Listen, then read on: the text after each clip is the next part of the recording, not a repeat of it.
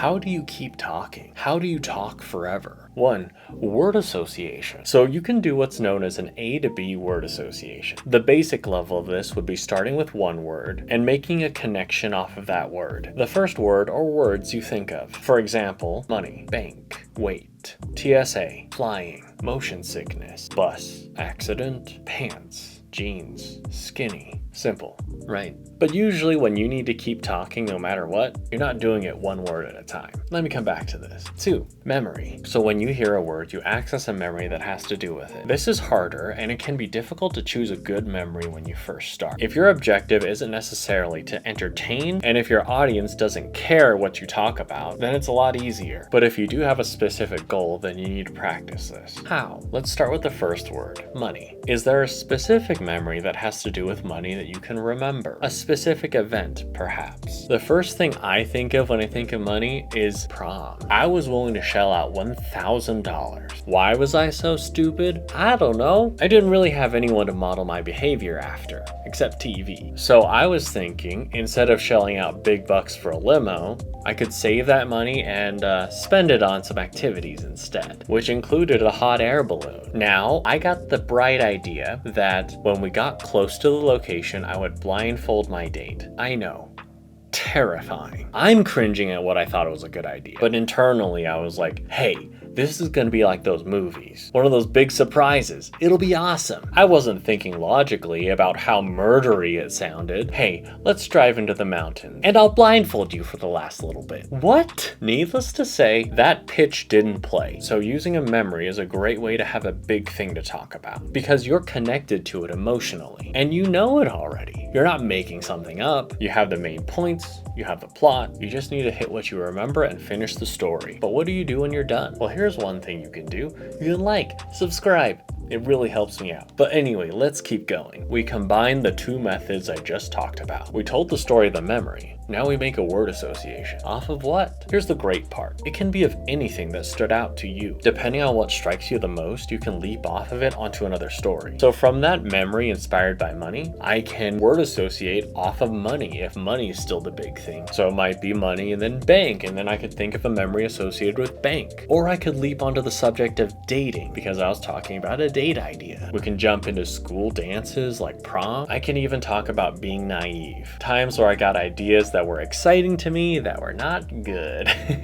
Any of those are possible. The point is that you choose the idea that you want to talk about most as you finish your story. You can even fish a minute, so dating.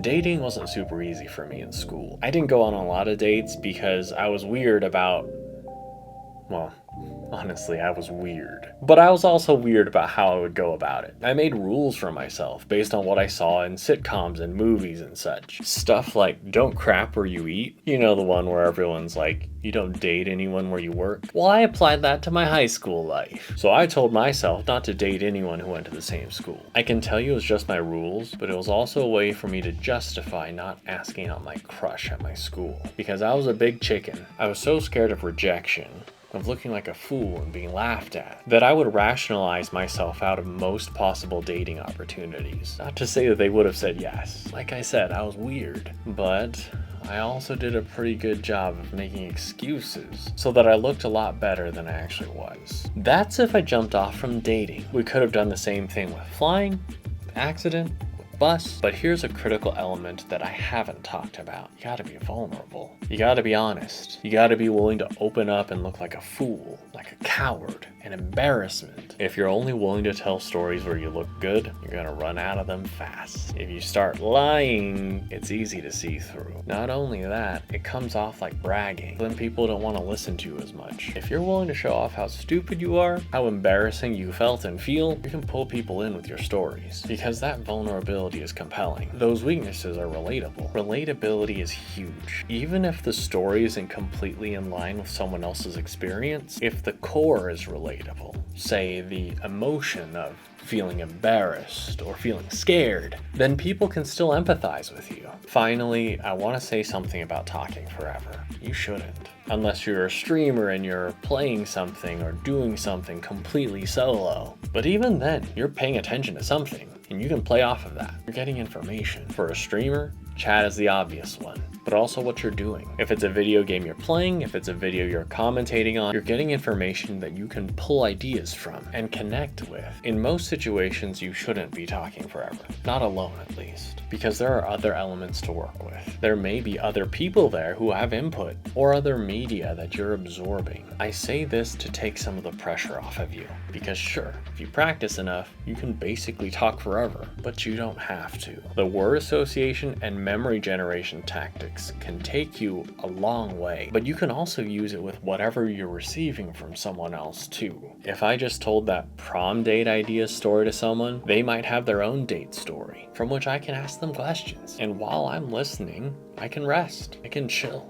absorb what they're saying. And when I want to chime in, I can connect off of anything they said, whether it be through word association or a memory that was triggered through some topic they mentioned. I want you to be able to talk forever, but also to have the confidence in knowing that you're not going to blank out. You're not going to hit a wall where you don't know what to say. And with that confidence in your back pocket, you'll be able to sit there silently if you want to, because you don't need to talk forever. So if that was helpful for you, please leave a like, comment, subscribe. It really helps me out. Until next time, wherever you are, whenever it happens to be, I hope you have a wonderful morning, afternoon, or evening.